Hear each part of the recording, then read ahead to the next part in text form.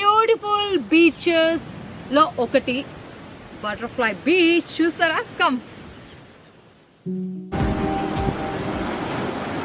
So ఓవరాల్గా ఈ place నాకు సౌత్ గోవాలో చాలా చాలా బాగా నచ్చింది.